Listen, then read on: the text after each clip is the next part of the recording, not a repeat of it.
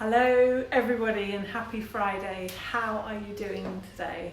Hope you're all doing well and keeping safe and healthy. Last week I spoke about uncertain times and they certainly are. I hope that wherever you are you're feeling secure and safe. Today I would like to share with you my thoughts on some practical tips to keep yourself safe, as I mentioned, and in terms of healthy and safe, I mean both mentally and physically. And it's really important, not just because I care about you, but also because I care about your businesses. And if you're not okay, you can't support your business, you can't support your team, you can't support your loved ones or your community.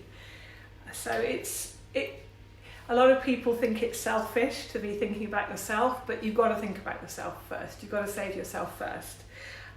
So that's what today is all about, is how do you keep yourself healthy and safe? Okay. Hi Johnny, hope you're well. Nice to get your message. Hope you're doing okay. So the first thing I want to talk about then is managing ourselves from a kind of a mental health perspective. Really, really important in these uncertain times. So I think the first thing that I would say is remember that change curve that lots of people like to talk about. And I don't know if you've thought about that recently. All change, the way that human beings react to change, and it's called the change curve. And the interesting thing is that we can be different places along that at different times. And so let me just take you through or remind you of those different phases of that change curve. So basically when something happens that changes our reality, don't forget your brain is wired to keep you safe. And so we often have a really emotional response to a shock or to a change. And actually the first step in that change curve is that shock. So if something happens that we're not expecting, the first thing typically most of us will do is kind of go into some sort of shock, have some kind of shocked reaction. Typically, and although this isn't linear, this is not linear, but typically after the shock, there's often then a phase of denial. So we're first of all shocked that we all have to stay home and we're all self-isolating and social distancing, and then we kind of go into denial, and you're seeing that out on the streets of not just London but other places around the world and the UK, where people are in denial. It's like, it's not going to happen to me, it's not very serious, I don't care, I'm not going to follow it anyway. So that denial phase is, it's like I'm keeping it away, it's not really happening, or it's not really going to happen to me.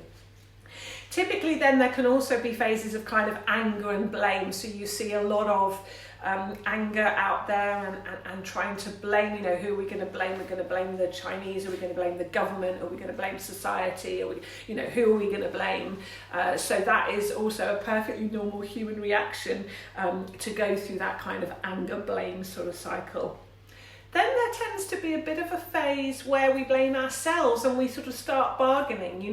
Then we kind of do the, oh, well, if only I'd kept myself healthy, or if only I'd done this in my business, or if only I hadn't gone to that concert, or if only. And that can be really very destructive when we start sort of turning that focus in on ourselves.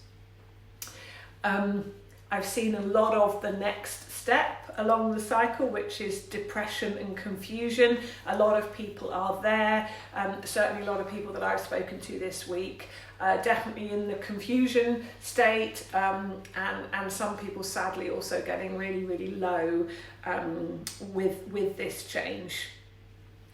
We hopefully eventually, and some of us much quicker than others, get to a state of acceptance. So we've been through all that kind of emotional turmoil that I just kind of outlined. We might do it in different orders, or we might kind of skip through steps, but basically we will come to a point where we accept this is the reality of the situation, this is what we're doing, we're working from home, we've had huge impacts to our businesses, to our teams, maybe even to our loved ones, but this is kind of the reality that we're in. And so we reach that kind of sense of acceptance, and it's only once we've reached that stage that we can then go into problem solving. And so some of the things that I'm going to talk about at the end of today's live, but also go into next week, some of you might not be ready for that yet, and that's totally fine. You can't really think about problem solving and moving forward until you've gone through those phases. And as I say, you might not do them in the order that I mentioned, but you probably will go through each of those in your own way. So what I would say then with that, and why am I telling you that?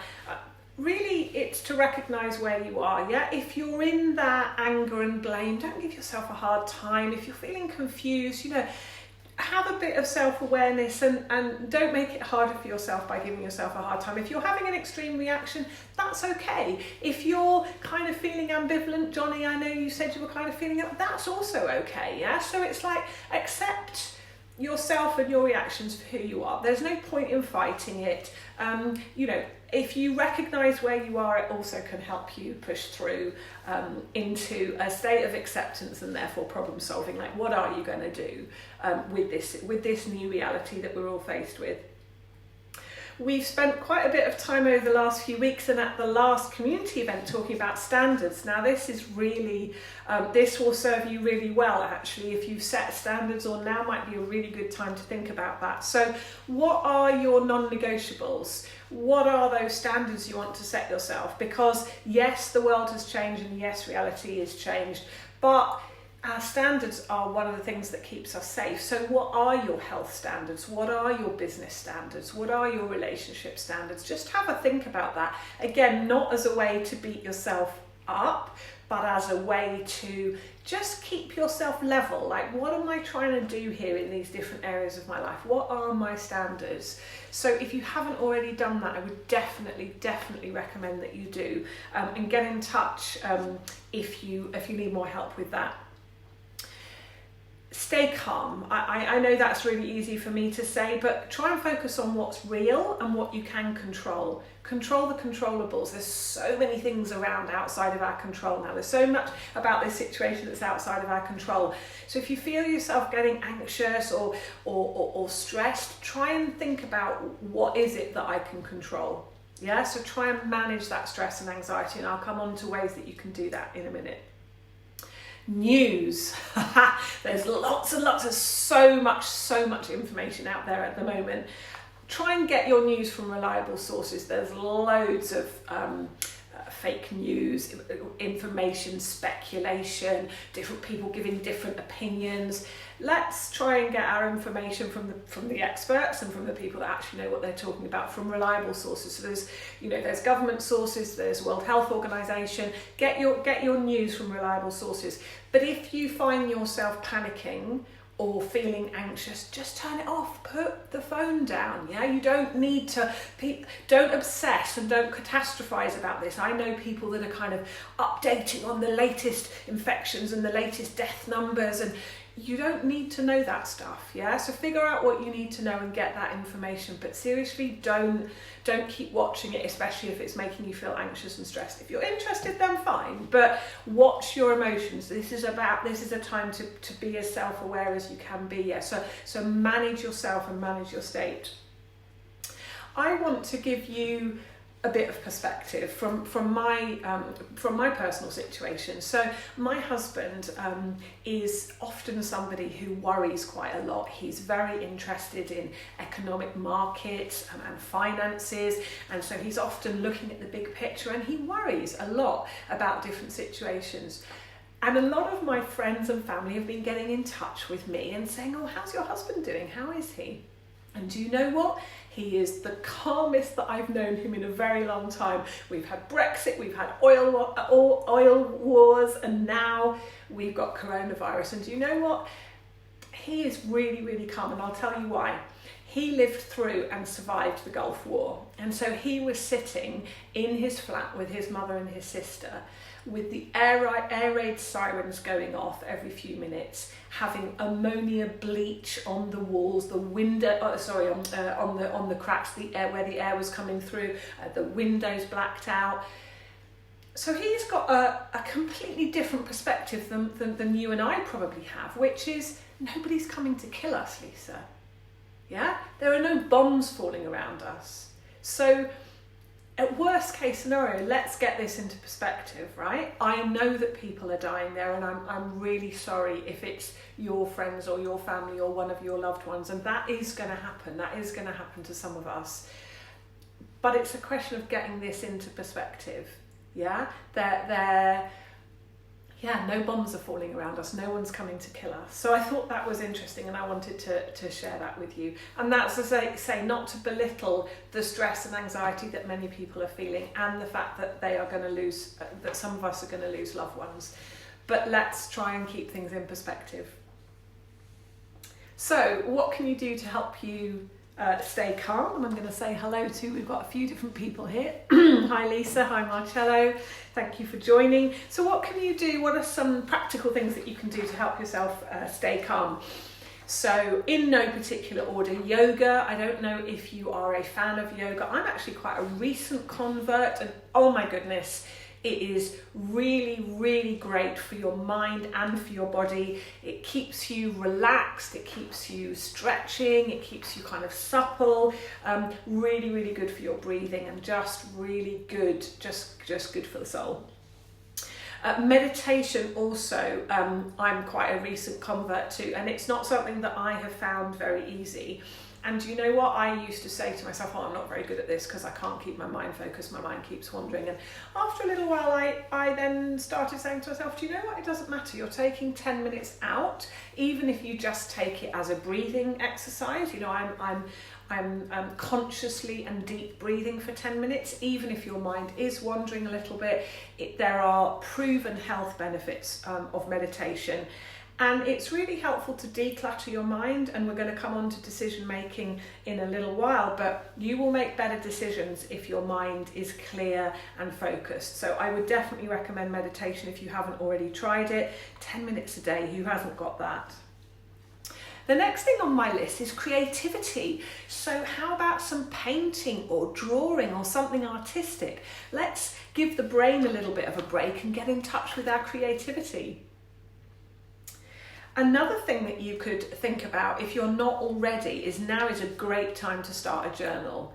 Another way of getting a bit of perspective on our situation, and also managing ourselves and increasing our self-awareness. So I think journaling, it's a really good thing to do, just to check in with yourself on a daily or a weekly basis, just to see where you're at. But also, apart from anything else, we are living in very interesting times, so it'll be interesting to read through it if nothing else. So Rosie is saying, yeah, speaking to friends online, absolutely, and staying in touch with people.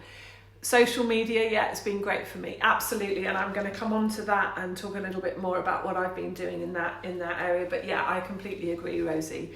And she's just taken up oil painting again. Oh, that's amazing! That is absolutely amazing. You must, if you're brave enough, post something in the group. We'd love to see what you've been painting. That's wonderful. Nothing like getting in touch with your creative juices, and as I say, giving that old mind a bit of giving the old brain a bit of a break. Okay, reading. So last week I recommended the chimp paradox as a way of managing your emotions and your kind of reactions to all of this. And today I'm going to recommend The Magic by Rhonda Byrne. I don't know if any of you have ever read that. It's a really great book all around gratitude, and there's a really nice 28-day challenge in there, basically taking you through all the different things, all the different ways of being grateful, and the power of gratitude. I went through the 28-day challenge in December and January, and it was really, really amazing. So I would definitely recommend that. And did you know that today is actually the International Day of Happiness? Who knew that? So ask yourself, what have you got to be grateful for?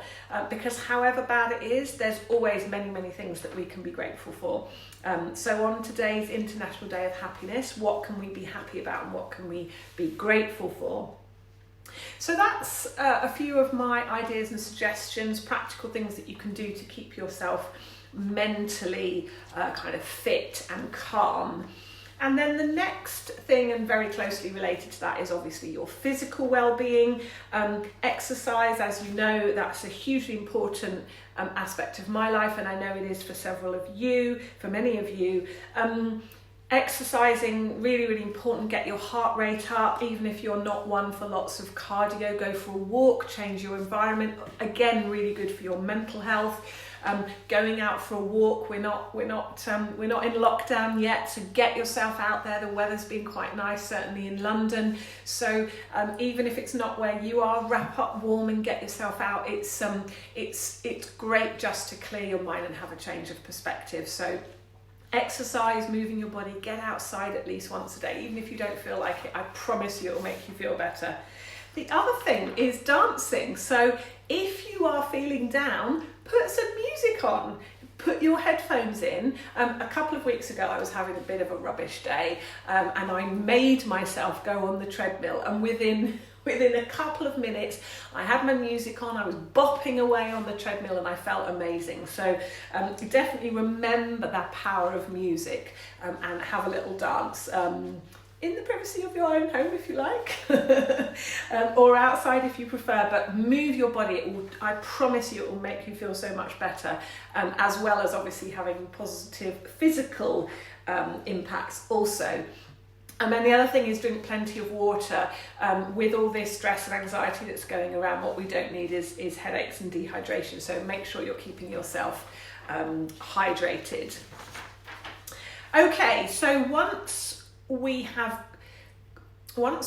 are in a good place in terms of managing ourselves and supporting ourselves and keeping ourselves safe, both mentally and physically, then of course we turn to other people and the support that we can give other people and also receive from other people. So as Rosie rightly said, it's all about connecting with those people that you care about, the people in your network and your loved ones. Really important at the moment to check in with people.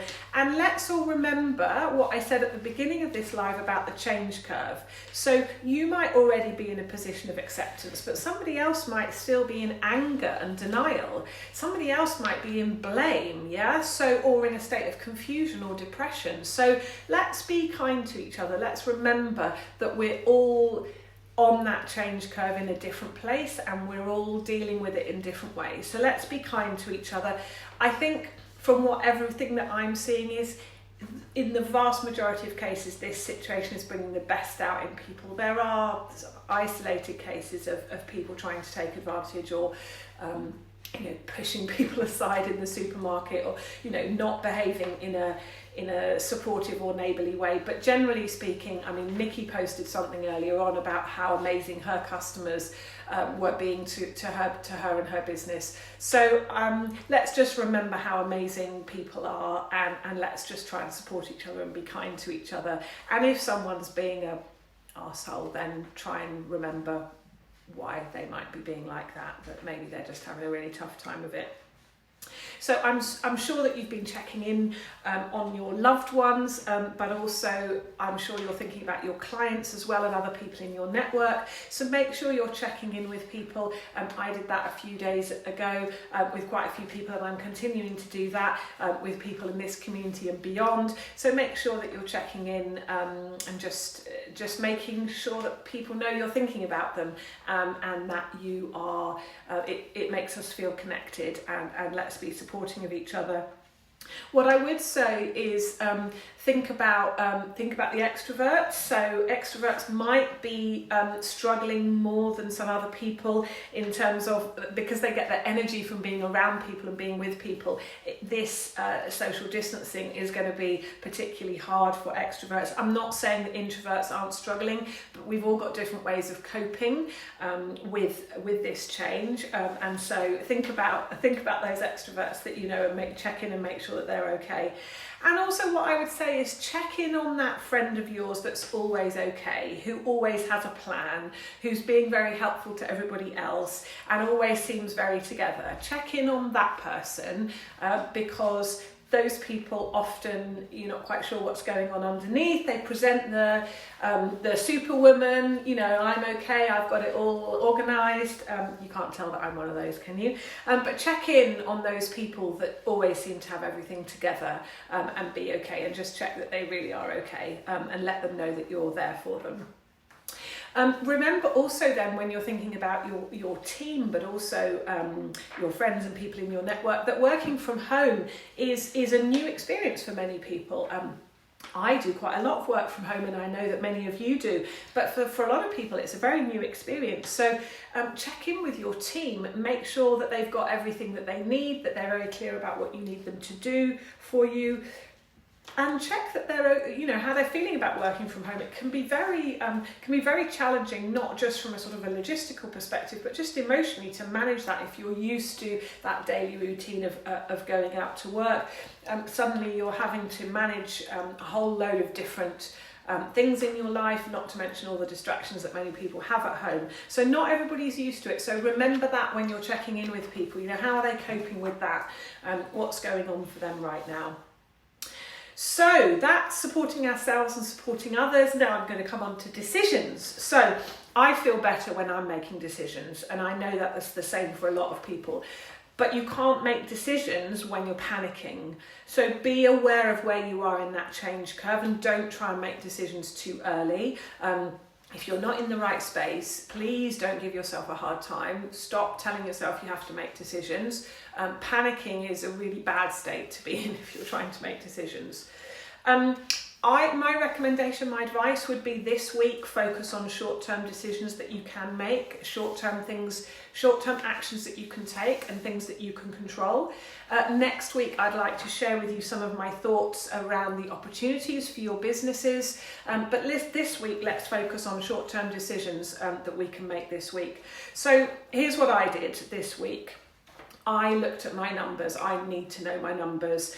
Many of my clients are struggling or having challenges getting in touch, and I'm really trying to be flexible in terms of my support, but also in terms of payment if people are struggling with cash flow. So know your numbers. That was one of the first things that I did, is just have a look at my numbers. I need to know where I am.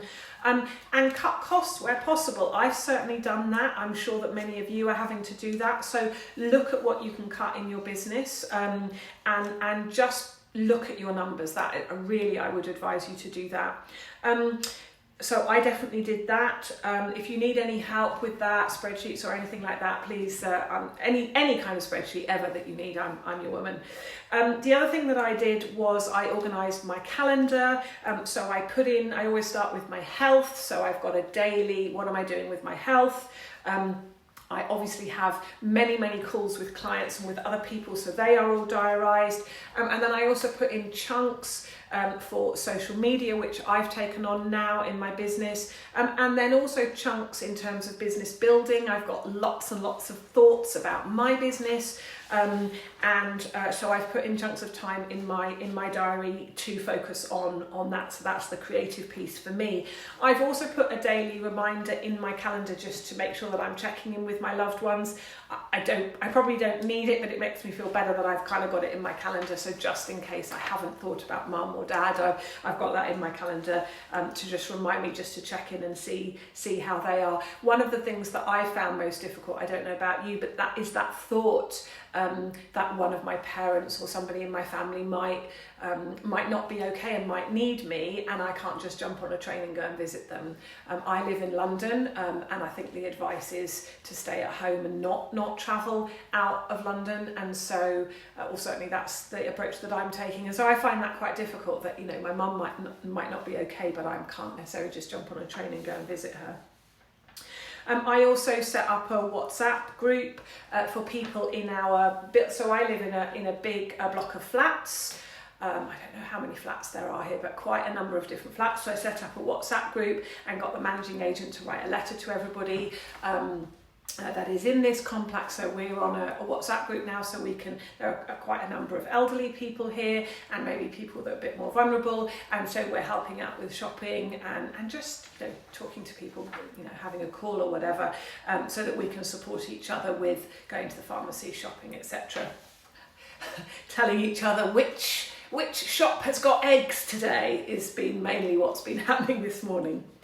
So they are the things that I've done. As I say, I feel better when I'm making decisions. I think that many of you will feel the same. So think about what the decisions that you can make and what you can control.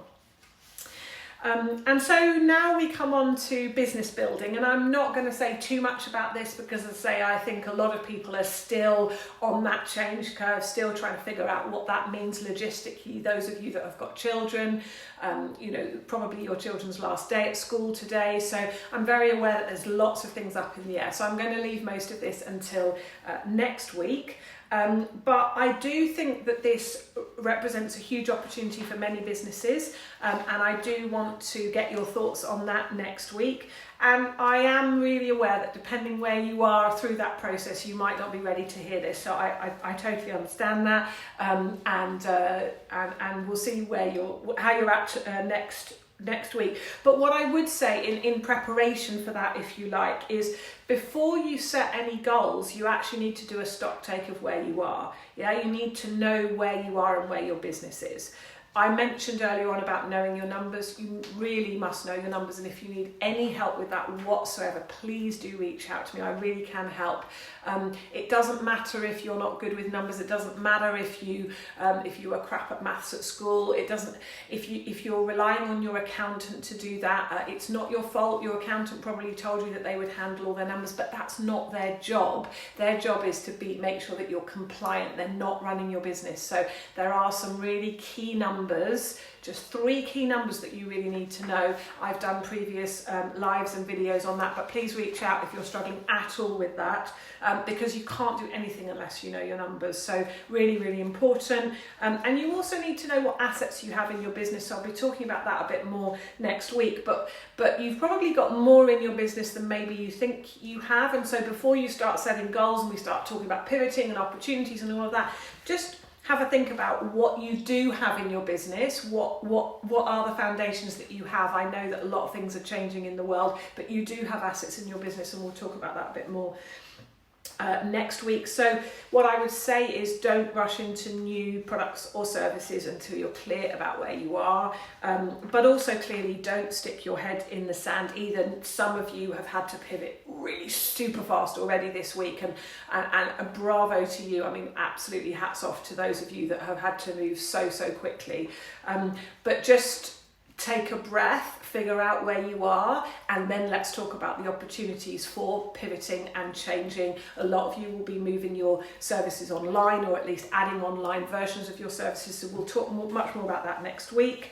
And yeah, just try and be calm with it. We will all get through this. We are a community. That's one of the reasons why I started this community. So I'm really happy that you're all here. Please reach out if you need any help. I'm going to say hello to 2 Belindas. Hi, Belinda.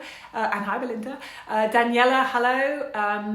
And yes, these podcasts will help us keep all focused, positive, and know there is support out there. Absolutely. That's what I'm here for. Please reach out if you need any help. Johnny's asking what 3 key numbers. So I have done previous lives on this. It's also on my YouTube channel, but just very quickly, you need to know how much cost you have in your business, and so how much you need to keep the lights on. You need to know how much you're taking out of the business, how much you need to take out of the business, and therefore the combination of those 2 numbers is how much your business needs to generate each month. And then the third one you need to know is your runway. So how much money do you have and how long will it last you? But more on that next week and in other videos. I hope that was helpful. Let's please keep in touch and support each other. This is a fantastic community, lots of people out here in this community with lots of different skills, lots of different businesses, lots of different experiences. So please reach out. Please don't be afraid to ask for help. Let's support each other, and let me know what you need. If you want to get on a call, just please reach out. You're all connected with me. Please don't suffer in silence. Let's help each other through this. I'm here to talk. You know where I am. Please keep yourself safe, and let me know in the comments what you're doing to keep yourself safe and healthy mentally and physically, and let's not just survive, but also let's thrive. And next week I'll be talking about that a little bit more. Have an amazing rest of your Friday. Have a great weekend, and I will speak to you next week. Take good care. Stay safe. Bye, guys.